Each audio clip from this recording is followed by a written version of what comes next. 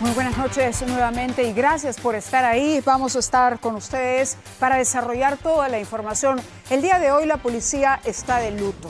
En un país donde el problema de la inseguridad ciudadana es el más grave, el que más importa a los peruanos, el que más afecta a nuestras vidas, en un país donde hace falta policías, donde nos faltan efectivos en las calles, no nos podemos dar el lujo de tener malos policías que corrompan a otros dentro de la institución. Y lo que ocurrió ayer realmente es lamentable, es trágico, es doloroso y al mismo tiempo indignante. Un joven policía de 24 años que vino desde su Jaén natal a Lima para vestir el uniforme, para entregarle su vida a la seguridad ciudadana, termina siendo asesinado por un colega que formaba parte de una organización criminal a la que él estaba vigilando, siguiéndole los pasos. ¿Qué hacer cuando ocurre una cosa como esta? ¿Cómo reaccionar? Vamos a los detalles de lo ocurrido en esta nota. O todos están heridos, mira. Te herido, y que está corriendo allá. La tragedia alcanzó a la policía.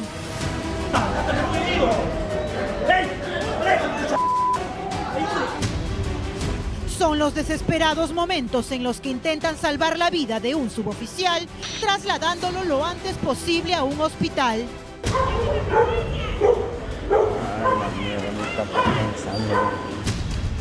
Sin embargo, ya era demasiado tarde, pues los 3 disparos que recibió durante un operativo de inteligencia resultaron mortales para el agente Julio César Calderón Díaz, de solo 24 años.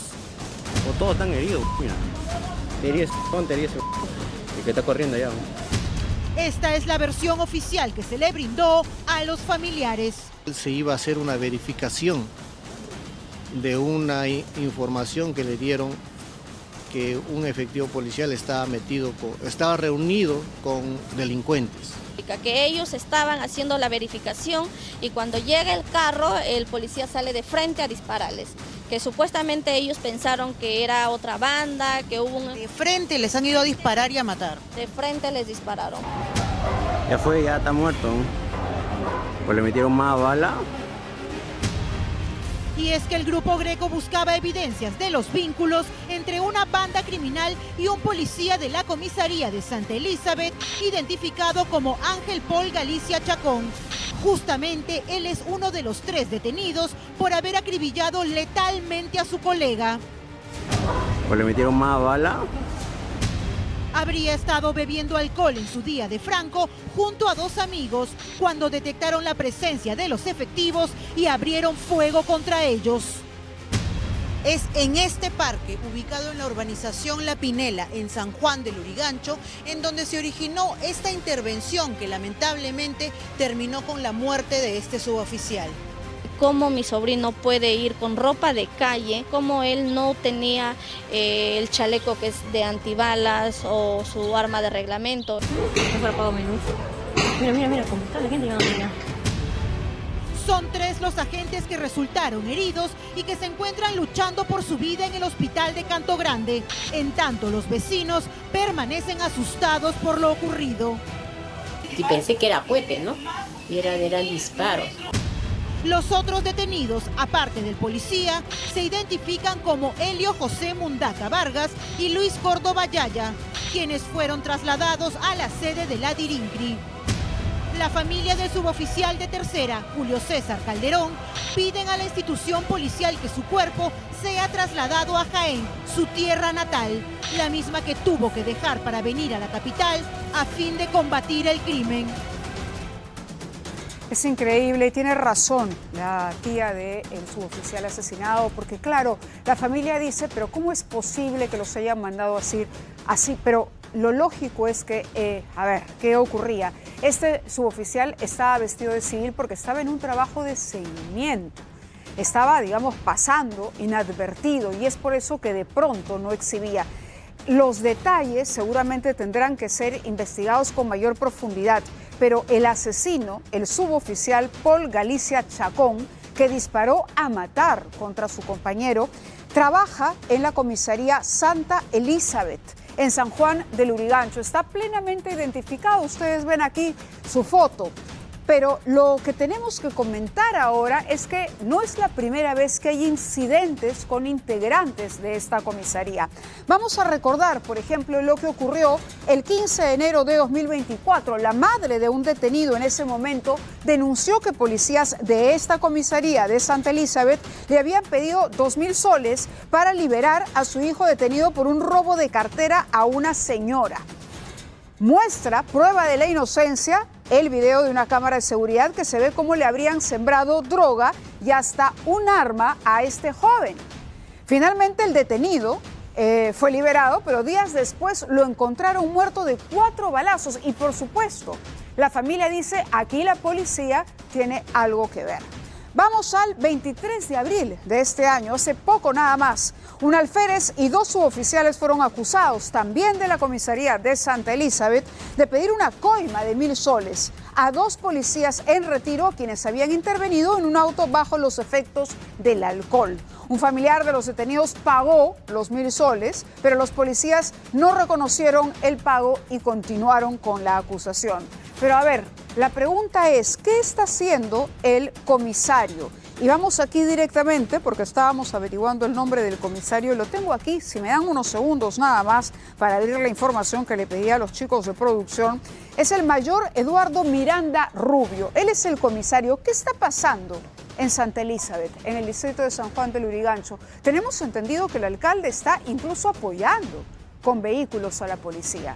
Y yo les decía al inicio del programa, vamos, tenemos un déficit, nos faltan policías. No podemos como peruanos darnos el lujo de permitir que no se hagan los filtros adecuados y que no se tomen medidas drásticas. ¿Y acaso un trabajo de contrainteligencia para adelantarnos y detectar? Porque si tenemos a la policía infiltrada, la situación se torna mucho más complicada. Y esto viene también a propósito de una nota que hemos preparado, o que ha preparado, mejor dicho, Jessica Lara, con la situación que atraviesa la policía y cuántos vienen siendo investigados por integrar organizaciones criminales. Este tema, esta muerte que sin duda enluta a todos los peruanos, nos llevó a preguntarnos, porque ya no era un hecho aislado. Hasta el tema del monstruo se ha visto salpicado por esto, las declaraciones de él, pero al margen de hecho la información que trascendió de que un suboficial había alertado a este delincuente tan peligroso de los operativos que se hacían para localizarlo. El informe de Jessica Lara nos muestra cuál es la realidad de cómo avanzó la corrupción, de cómo las organizaciones criminales no respetan el uniforme y finalmente seducen a aquellos que flaquean en su voluntad, en su vocación y caen en las redes de la delincuencia. Vamos con el informe. Correcto. Antes del informe con Jessica Lara, que lo veníamos anunciando, es importante ir a la información en vivo. Nos vamos hasta San Juan del Lurigancho, donde precisamente se lleva a cabo el último adiós a este policía baleado por su colega. Candy Quispe se encuentra ahí y ella nos informa. Adelante, Candy. Muchas gracias. ¿Cómo estás, Mávila? Muy buenas noches. Estamos en el Grupo Especial contra el Crimen Organizado Greco de San Juan del Lurigancho. Pues hasta este lugar fueron traídos los restos del suboficial Julio César Calderón Díaz. El féretro de este policía de 24 años salió en horas de la tarde de la morgue de Lima y fue traído directamente hasta esta dependencia policial, donde este joven agente trabajó durante más de un año, incluso luego de salir de la escuela de suboficiales de la policía. Hace unos momentos, Mávila, te comento, se ha realizado una ceremonia en homenaje a este suboficial de tercera en compañía de sus compañeros de trabajo, de la Greco, de sus compañeros de promoción, de altos mandos policiales. Incluso estuvo el comandante general de la policía, el general Víctor Sanabria. Sin embargo, llamó la atención la ausencia del ministro del Interior, Carlos Malaver, pese que la propia familia durante la mañana estaba pidiendo explicaciones, un pronunciamiento por parte del ministro Malaver sobre esta intervención de inteligencia. Sin embargo, no llegó, la ceremonia se realizó a puertas cerradas y tampoco permitieron el ingreso de los medios de prensa, Mávila.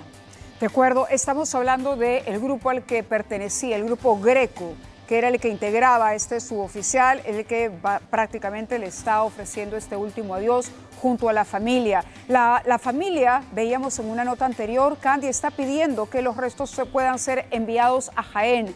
¿Qué hay de esas coordinaciones? ¿Se ha atendido a la familia como corresponde? Así es, Mávila, los restos de ese joven policía van a permanecer aquí hasta las 10 de la noche y la buena noticia es que a esa hora va a partir hasta el aeropuerto Jorge Chávez, donde va a permanecer en una capilla de este aeropuerto y mañana a las 5 de la mañana estará partiendo en un vuelo comercial hasta la ciudad de Chiclayo y luego va a partir por tierra hasta la provincia de Jaén durante 6 horas. Finalmente la familia va a poder estar tranquila. Allá están sus padres, no han podido venir a Lima, allá esperan para poder darle este último adiós, Mávila. Sí, no sé si has podido conversar con algunos miembros de la policía, alguno que te haya transmitido, digamos, este sentimiento, sobre todo que es una situación en la que por un lado se lamenta la pérdida de un compañero, pero aquí lo más grave, digamos, es que no muere a manos de un delincuente, muere a manos de un colega, Candy. Yo no sé si has podido recoger las impresiones de algunos policías que de pronto sienten también que algo hay que hacer para garantizar la seguridad de esos buenos policías que, como el caso de este suboficial, demuestran su vocación con ese ejemplo de vida. Alguien que viene desde Jaén no es alguien que no quiera o que se la juegue simplemente, es alguien que finalmente decidió, tenía esa pasión, tenía esa vocación de servicio. ¿Alguna información adicional en ese sentido o algún otro pedido que haya hecho la familia? Sí, Mávila, como comentabas, él llegó a Lima, salió de Jaén hace 4 años para postular en la Escuela de Suboficiales de la Policía de Puente Piedra. Hace solo un año había egresado, luego se había matriculado a cursos de inteligencia y él le gustaba capacitarse. Nos ha llamado la atención la gran cantidad de policías, compañeros de la promoción, de la Greco, de otras unidades que han llegado hasta esta dependencia policial para poder darle este homenaje póstumo. Han llegado algunos altos mandos policiales, pero lamentablemente nadie se ha pronunciado. Hay bastante hermetismo por parte de la policía, pues desde ayer que ocurre esta tragedia, hasta el momento tampoco hay un pronunciamiento oficial, Mávila. Claro que sí, Candy, pero no puede haber espíritu de cuerpo. Yo te agradezco el enlace, por favor expresa desde, en nombre mío, en nombre del equipo, nuestras condolencias a la familia, a la tía, ¿no? Finalmente estamos muy sorprendidos con lo que ha ocurrido y lamentamos que la vida de este joven suboficial se haya visto truncada, sobre todo de esta manera y con un ataque tan brutal. Muchas gracias, Candy. Vamos a retomar, vamos a dejar el caso de la policía y más adelante no se pierdan el reportaje de Jessica Lara sobre cómo avanza la corrupción al interior de la policía. Les decía yo, son 200 los que han sido denunciados por estar implicados, ¿no?, vinculados a estas organizaciones criminales que tienen mucho dinero, mucho poder, mucho armamento y que operan incluso a nivel internacional. Pero eso viene en unos instantes porque vamos a referirnos a un tema que desarrollábamos ayer, ¿no? ¿Qué es lo que está ocurriendo en la municipalidad de Ate? Cuando se contrata personas para promover, digamos, las cuentas de streaming del alcalde o para atacar a través de las redes sociales a aquellos que lo cuestionan, que lo critican o que tienen alguna diferencia, como por ejemplo la regidora Elizabeth Cabezas. Ella está llegando a la comisaría, le estamos viendo en este momento las imágenes, para pedir garantías. Es la regidora de Ate que ha hecho la denuncia, esta denuncia valiente, ¿no?, que tras las amenazas del alcalde Franco Vidal se ha visto en la necesidad de pedirle a la policía que ofrezca garantías para su integridad personal. Ella teme que finalmente los ataques pasen de las amenazas por WhatsApp, del acoso de las redes sociales a formas más agresivas, sobre todo porque el alcalde ha mostrado una personalidad bastante intolerante y violenta en estas transmisiones. La denuncia era muy clara: dinero de la municipalidad que pagaba a este equipo que se supone era parte de la oficina de imagen, pero que, a ver, con ese dinero, ¿no?, y supuestamente siendo trabajadores de la municipalidad y cobrando sueldos de hasta 7.000 soles, como lo demostraron algunas órdenes de servicio, pues se dedicaban a hacer prácticamente de una suerte de comando, pequeño comando alrededor del alcalde. para secundarlo no solo en sus actividades muy particulares, independientes de su gestión como burgomaestre, sino también, como digo, para arremeter y atacar a una regidora como la regidora que ustedes están viendo, Elizabeth Cabezas, y como no también a periodistas críticos con su gestión. En ese sentido, IPIS ha pedido una investigación y tenemos un comunicado aquí en el que se señala, es más, hay una captura de pantalla del programa nuestro ayer cuando teníamos como invitado a René Gastelumendi. IPIS denuncia y condena estos actos de violencia, acoso, amenazas de muerte. Atención, contra periodistas que están haciendo su trabajo fiscalizando la gestión de Franco Vidal. Exige una inmediata investigación por el presunto uso de recursos públicos para contratar ejércitos de trolls contratados para amedrentar periodistas. Y desde aquí les digo, terminó el programa y empezaron a escribirme también. Pero claro, uno tiene también maneras de defenderse. Aquí no les tenemos miedo, los bloqueamos y los reportamos inmediatamente. Dicho esto, vamos con lo que aprobó el Congreso. Vamos a la noticia política. Hay novedades en el Congreso y para variar, no son las mejores. Este Congreso ha votado, calculen ustedes el número de votos, más de 90 congresistas, es decir, un número importante. Así nomás no se consigue una votación tan alta. ¿Para qué? Para volver al sistema de la inmunidad parlamentaria. ¿Qué es la inmunidad parlamentaria? Son una serie de mecanismos de protección que van postergando, retrasando o incluso anulando la posibilidad de que la Fiscalía pueda denunciar a los congresistas en ejercicio por delitos comunes. Para ponerlo con un ejemplo práctico, los congresistas mochasueldos, por ejemplo. Y cuando uno le pregunta a algunos congresistas, oiga, pero este Congreso, con denuncias de mochasueldos, con una credibilidad por los suelos, se atreve encima a solicitar un blindaje de esta naturaleza, hay parlamentarios, no voy a decir los nombres, que dicen es que es necesario. Y si la Fiscalía sabe que hemos cometido delito, pues que denuncie. Y si la Fiscalía no hace su trabajo bien, ese no es nuestro problema. Esa es la respuesta de estos parlamentarios. Vamos con el informe que nos explica mucho mejor cómo funciona ese mecanismo y cómo será mucho más difícil a partir del próximo año denunciar, investigar e incluso llevar a prisión a un congresista que incurre en delito. Ustedes van a pagarlo. Acuérdense de mí, como el tiempo de Noé se les avisó. La calle estalla. En consecuencia, ha sido aprobada la Ley de Reforma Constitucional del artículo 93 de la Constitución Política del Perú para restablecer la inmunidad parlamentaria. El Congreso ultima el blindaje para los legisladores al restablecer la inmunidad parlamentaria, manto protector que tenían los congresistas y que fue eliminado en el 2021. Se ha sido aprobada la reforma constitucional que elimina la inmunidad parlamentaria. Aunque falta una segunda votación, algunos congresistas con investigaciones ya saltan de un pie y justifican la decisión, como los niños de Acción Popular. Uno tiene miedo a investigar. ¿Por qué? Porque te vienen las denuncias. Ahora nos están denunciando en la Fiscalía y casi la mayoría del Congreso está denunciando por el voto. Congresista, ¿por qué votó a favor de la restitución de la inmunidad parlamentaria? Porque ya es un abuso. A mí estoy en un proceso por presentar un proyecto de ley de energías alternativas. La inmunidad parlamentaria se confundió con impunidad con dos casos emblemáticos. Uno de ellos fue el del ex congresista fujimorista Carlos Raffo, protegido en el 2010 al ser acusado de recibir plata de Vladimiro Montesinos. El Congreso de aquel entonces rechazó levantarle la inmunidad.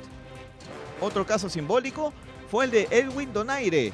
En el 2018, el entonces parlamentario fue condenado a más de 5 años de prisión efectiva, pero el Poder Legislativo de aquel entonces rechazó levantarle su inmunidad. Donaire pasó a la clandestinidad y estuvo prófugo varios meses, hasta que fue capturado en el 2019. Que para que tenga que ser enjuiciado o encarcelado, tiene que pasar por el proceso de inmunidad. El Congreso no está para eso, no es un refugio de delincuentes. No puede ser la casa de los perseguidos políticos que van a buscar en el Congreso protección, blindaje. Eso no se puede aceptar. La reforma, aprobada en primera votación, sería válida a partir de 2026 y los legisladores no serían procesados penalmente ni detenidos sin previa autorización del Congreso. Con la inmunidad, un caso como el del ex congresista Freddy Díaz, condenado por violación rápidamente, no podría repetirse, porque para detenerlo habría que pedirle permiso al Parlamento. Si tú violas a una persona en tu despacho, el Congreso tiene que aprobar que te desafueren o no te desafueren, antes de entregarte a la justicia. Eso no se puede aceptar. El retorno de la inmunidad parlamentaria sería un beneficio para los actuales congresistas, porque pueden volver el 2026 como senadores. Y un privilegio para los candidatos presidenciales con investigaciones encima, como Keiko Fujimori, porque a la par pueden postular como senadores. En la calle no se guardan nada. Para ellos es otro mundo. ¿Qué se les puede decir? Para renovar la inmunidad para el próximo Congreso. En este momento, mientras la gente está sufriendo de hambre, están haciendo una gran fiesta. La fiesta debe ser para todos. Estamos avisados. Alonso Ramos nos ha explicado en qué consiste, pero claro, cuando uno pregunta y uno dice, bueno, pero el Congreso podría decidir finalmente que el congresista autorizar la investigación, pero vean ustedes lo que ocurre con la Comisión de Ética, por ejemplo, cómo se blinda hoy por hoy a los parlamentarios. Eso del otorongo que no come otorongo es cada vez más evidente y cada vez más vigente. Lo importante en este caso es que Alonso pudo conversar con ciudadanos que están enterados y que saben y que van tomando nota de todo el desatino, de todo lo que está haciendo este Congreso, que solo se dispara a los pies, a la credibilidad. Alguien que no teme ser investigado no debería buscar escudos. Aquel que busca escudos es precisamente porque está en falta, ¿no? Y eso es lo peor que el Congreso actual puede hacer cuando falta poco para que finalmente termine este gobierno. Vamos ahora con un caso que nuevamente habla de la inseguridad. Es el caso sobre lo que está ocurriendo. ¿Cuántos infiltrados que realmente trabajan para organizaciones criminales hay dentro de la policía? ¿Cuántas manzanas podridas tenemos en este momento dentro de una institución que tenemos que proteger y cautelar? Vamos con el informe.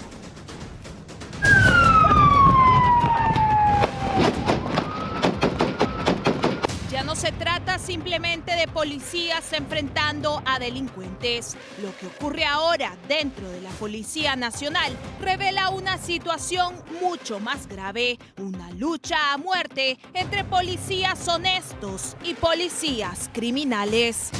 A veces las organizaciones criminales insertan a sus hijos en las escuelas de formación para que les dateen los datos sobre los operativos.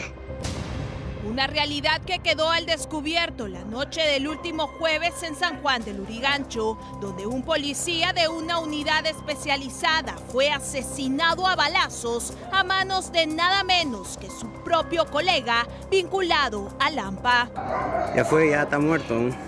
Esta noche en Ocurre Ahora les presentamos en exclusiva el testimonio clave de un agente que integra una unidad especializada de la policía, quien revela que en la teoría deberían estar en las calles capturando y erradicando organizaciones criminales, pero que en la práctica están siendo asesinados debido a la falta de abastecimiento de armas y hasta chalecos antibalas. Es lamentable que nosotros como policías nacionales nos enfrentemos a la delincuencia en esas condiciones, sin chalecos, sin buen armamento. A veces en las comisarías hay revólveres de los años 40, 50, igual los fusiles AKM que se utilizaron en la guerra de Vietnam, todavía la policía los sigue utilizando. ¿Cómo podemos enfrentar la delincuencia así? Si el Estado no nos da las armas. Nuestro ministro del Interior, el comandante general de la policía, solamente saben decir sí y agachar la cabeza ante el poder de los gobernantes de turno, pero no se preocupan por ver que en comisarías no tenemos colchones, no hay buenos servicios higiénicos, no hay buena alimentación.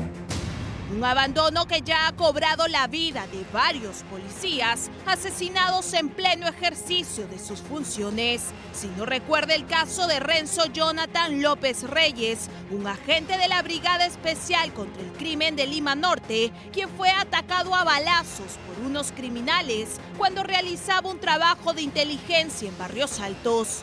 Hay sentimientos de indignación por un lado, y también de frustración. Si vamos a pretender nosotros, con un afán populista, mediático, de lanzar estos grupos especiales, entre comillas, para que cumplan una labor específica, puntual, sobre estas bandas criminales, sobre esta banda de extorsionadores o sicarios, sin el recurso indispensable, sin una capacitación adecuada, sin un reclutamiento con un perfil adecuado, vamos a tener estos mismos resultados. Una exposición de policías cual carne de cañón frente al crimen organizado que se evidencia también en el presupuesto entregado a las unidades básicas desconcentradas de la Policía Nacional de Pincris. Y es que para el año 2023 este presupuesto superó los 11 millones de soles. Sin embargo, para el 2024 se redujo a cerca de 8.5 millones. Y ni hablar del 2025, porque el presupuesto únicamente superó los 6 millones. Es decir, hubo una reducción del 40% respecto al año 2023. Cero inversión y cero equipamiento, al que se suma el incremento de policías coludidos con grandes organizaciones criminales como alias Giorgi, Hoyo Jairo y su hermano.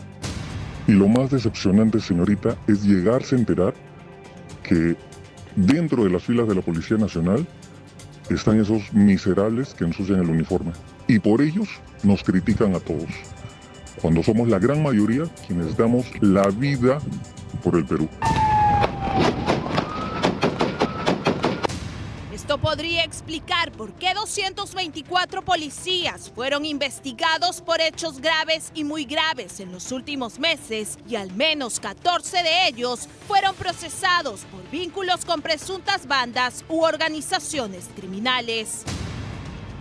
Más que policías, criminales, que la Comisión de Justicia del Congreso aprobó el 9 de abril de este año imponerles cadena perpetua. Sin embargo, ese proyecto de ley todavía sigue durmiendo el sueño de los justos, pues no ha sido debatido en el Pleno del Congreso para su aprobación y posterior promulgación del Ejecutivo.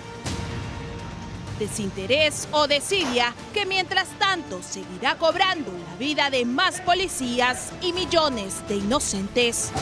Ya fue, ya está muerto. ¿Y a qué le cae también al Congreso con la información que nos da Jessica? Porque ¿qué hacen los congresistas que no le dan pie de una vez, no discuten y aprueban esa ley para que finalmente se pueda sancionar de esta manera ejemplar y drástica a esos malos elementos? Está el agravante de vestir un uniforme, de supuestamente servir a la patria y el dolor de policías buenos que han compartido su testimonio con ella, policías con honor. Evidentemente no vamos a revelar su identidad, pero policías en actividad que están indignados, a los que sí les duele la muerte ayer de un compañero a manos de otro que también creían era un Tenemos ahora información de último minuto.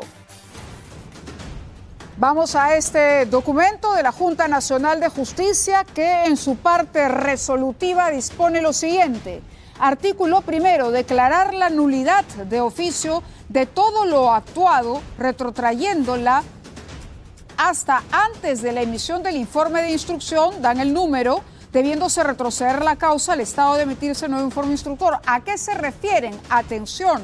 Artículo segundo, se cancele y deje sin efecto las medidas disciplinarias de destitución impuestas a las administradas Liz Patricia Benavides Vargas por su actuación como fiscal de la Nación, Emma Rosaura Benavides Vargas por su actuación como jueza superior de la Corte Superior. En ese sentido, disponer, dice, que se oficie reponer, que la fiscal de la Nación reponga a Liz Patricia Benavides Vargas en el cargo de fiscal de la Nación. Patricia Benavides es restituida entonces por la Junta Nacional de Justicia, que finalmente considera a no lugar las investigaciones e imputaciones que se hicieron en su contra sobre la actuación de su hermana. Esto para decirlo en breve. Es una historia larga, un problema un tanto complejo, pero la información que está en desarrollo se la contamos así en segundos. Lo último, su abogado, Jorge del Castillo, se acaba de pronunciar en Twitter a través de su cuenta, bueno, Twitter antes, ahora X. Y lo que dice es lo siguiente: la doctora Patricia Benavides Vargas es restituida como fiscal de la Nación por la Junta.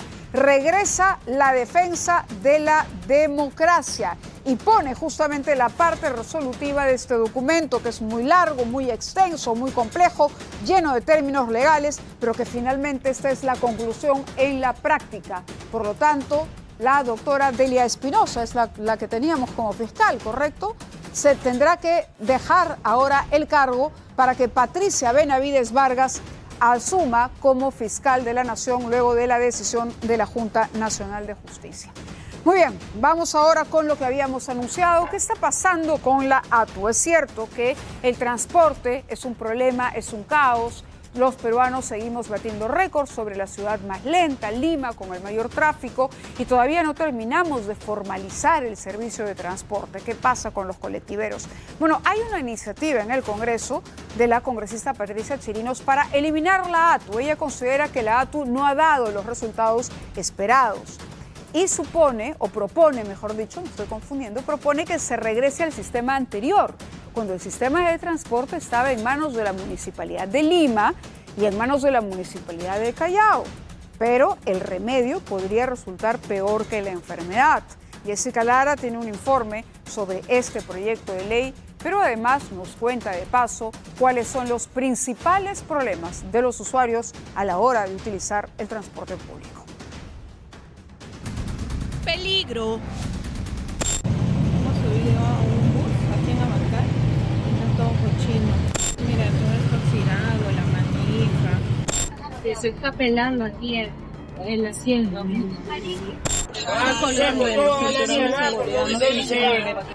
Así están los buses, miren. Informalidad.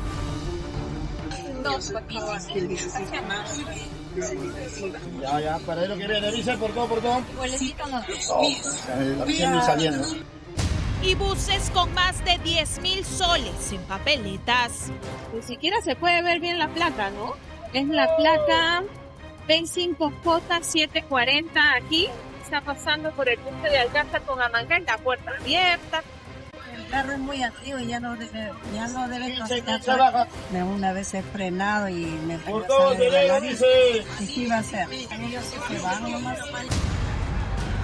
Es este panorama lleno de caos que ha llevado a que dos bancadas en el Congreso, Somos Perú y Renovación Popular, hoy pidan la eliminación de la ATU, un pedido que tendría intereses ocultos detrás. Colectiveros y microbuseros se acercan a los congresistas, ¿no? Y les hacen creer que ellos tienen un montón de votos, ¿no? Que son un ejército de votos y que perfectamente saldrían reelegidos o elegidos si es que le dan a ellos lo que no le deberían dar.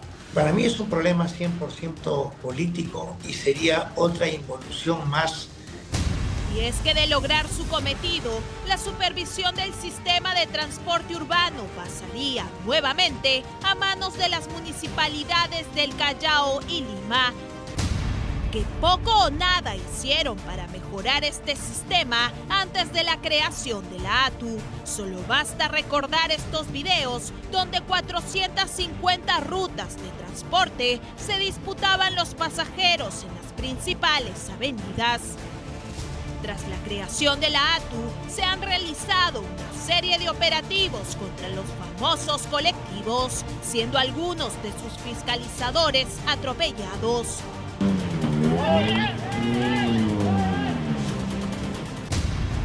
Sin embargo, aún falta mucho trabajo por hacer en la ATU, como ampliar el número de corredores, acelerar la ampliación del tren eléctrico y garantizar una nueva flota de buses del metropolitano. Un trabajo pendiente que se refleja en las cifras, y es que solo 8% de los pasajeros usan el tren y el metropolitano, mientras el 92% restante se moviliza todavía en el transporte público convencional. Habría que corregir los errores de nacimiento de la ATU, ¿no? Lima debería tener 17.000 buses y digamos que 80.000 taxis, que es lo que tiene Buenos Aires. En vez de tener eso, tenemos más de 30.000 pica-picas, que yo lo llamo. Y en vez de los 80.000 taxis, tenemos 245.000 vehículos con placa de taxi. Una avalancha de unidades que la ATU tendría que resolver con un plan de mejora que podría quedar inconcluso si el Congreso aprueba la eliminación de esta entidad. Es cierto, suscribo lo que dice Jessica y el análisis al que ella ha llegado junto con su entrevistado también, porque pareciera que lo que hay aquí es la oferta, ¿no? Voto por ustedes, pero apóyenme, hay que eliminar la ATU. La ATU no es perfecta, hay que corregir, pero retroceder a como estaban las cosas antes, cuando las municipalidades eran las que veían el tema de transporte y además no se ponían de acuerdo, no tengamos la memoria tan ligera. Critiquemos el trabajo de la ATU, hay que mejorar, por supuesto, pero de ahí anular, a volver foja cero e incluso retroceder, habría que pensarlo y los congresistas tienen en sus manos la oportunidad de reflexionar y hacer propuestas. Vamos con un caso que también habíamos anunciado antes de la pausa de algo que está ocurriendo en San Martín de Porres, porque hay un sujeto pistolero que persigue a un sereno, un pistolero suelto en San Martín de Porres. Estaba decidido a fulminarlo sin piedad a punta de plomo. Es un delincuente que bajo sus insaciables deseos de matar, se atrevió a perseguir con un arma a un sereno y todo por evitar ser capturado. Y es que este sujeto se había convertido en el terror de los vecinos. Aquí se lo observa buscando acechar como sea a quien se le cruce por la Alameda 27 de noviembre en San Martín de Porres.